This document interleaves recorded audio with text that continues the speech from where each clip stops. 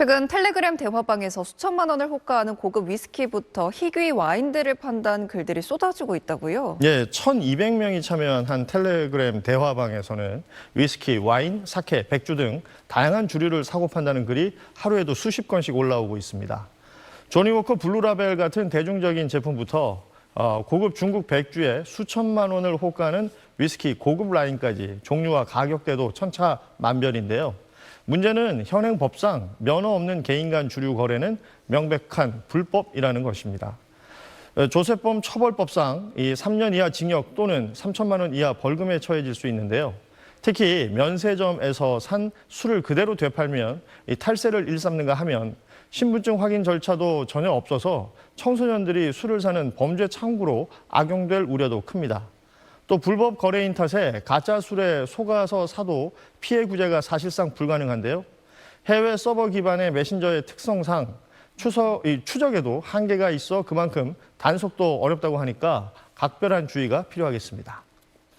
네, 어제도 이야기가 나왔죠. 두바이 쫀득쿠키, 두쫀쿠가 중고거래 시장에서도 사고 팔리고 있는데요.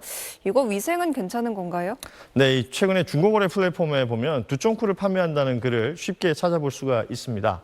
문제는 일부 게시글에 소비기한 정보가 없거나 식품이 아닌 기타 중고 물품으로 카테고리를 바꿔서 올린 경우가 적지 않다는 점입니다. 이렇게 분류만 바꾸면 소비기한을 적지 않아도 판매가 가능한 구조인데요. 실제로 사진 내용과 무관한 카테고리를 선택해도 별다른 제재 없이 거래가 이어지는 사례가 확인됐습니다. 플랫폼 측은 식품 거래 안전을 강화하기 위해 가공식품 카테고리 선택 시 소비기한 입력을 의무화했지만 제도 시행 이전에 작성된 게시글은 신고가 없으면 그대로 노출이 돼서 여전히 실제 거래로 이어지고 있습니다. 여기에 더해 일부 판매자들은 가정에서 만든 두쫑쿠 재료나 개봉 여부가 불분명한 식재료를 중고로 내놓고 있어서 위생 우려를 키우고 있는 상황인데요. 이에 대해 중고거래 플랫폼은 개인이 직접 만든 식품 거래는 위생 문제로 전면 금지하고 있으며 식품 제조는 식품의약품안전처 허가를 받은 시설에서만 가능하다고 설명했습니다.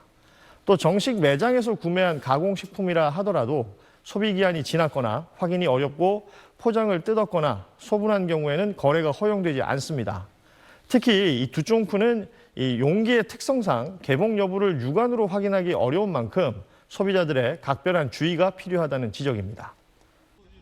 50대 직장인 윤모 씨는 이달 초 갖고 있던 캐나다 달러를 온라인 중고거래 앱에 내놨습니다. 거래 희망자는 송금은 자기가 하겠지만 윤 씨의 외화는 자기 대신 동생이 찾아가서 받겠다고 했습니다. 일 때문에 못 가고 대신 동생이 가서 돈을 거래를 할 것이다. 약속날 계좌에 돈이 들어온 걸 확인한 윤 씨는 아무 의심 없이 9,000 캐나다 달러를 찾아온 사람에게 건넸습니다. 그로부터 3시간 뒤 윤 씨의 계좌는 갑자기 거래 정지됐습니다. 알고 보니 윤 씨가 받은 돈은 일당에게 속은 보이스피싱 피해자가 송금한 거였고 이 때문에 윤 씨 계좌가 졸지에 범죄자금 세탁에 이용된 계좌가 된 겁니다.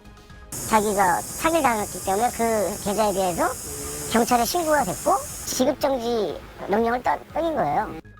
금융감독원은 해외여행이 잦은 휴가철을 맞아 이 같은 방식으로 범죄자금을 세탁하려는 시도가 늘고 있다고 밝혔습니다. 환전 수수료와 은행 갈 시간을 줄일 수 있다는 점 때문에 개인 간 외화 거래를 하는 사람들이 적지 않은데 이들을 대상으로 시세보다 높은 환율을 적용해 준다거나 웃돈을 제시하며 접근하는 방식입니다. 사기 이용 계좌로 지정되면 현행법상 계좌 지급 정지나 거래 제한, 대금 강제 반환 등의 골치 아픈 일이 이어집니다. 최근 휴가철을 맞아 해외여행 때 쓰고 남은 외화를 직거래하려는 수요가 늘어날 텐데 이를 노린 범죄 표적이 될 수 있어 주의하셔야 할 것 같습니다. 금감원은 외화 거래 시엔 은행이나 정식으로 등록된 환전 영업자를 통해야 피해를 줄일 수 있다고 강조했습니다. SBS 노동규입니다.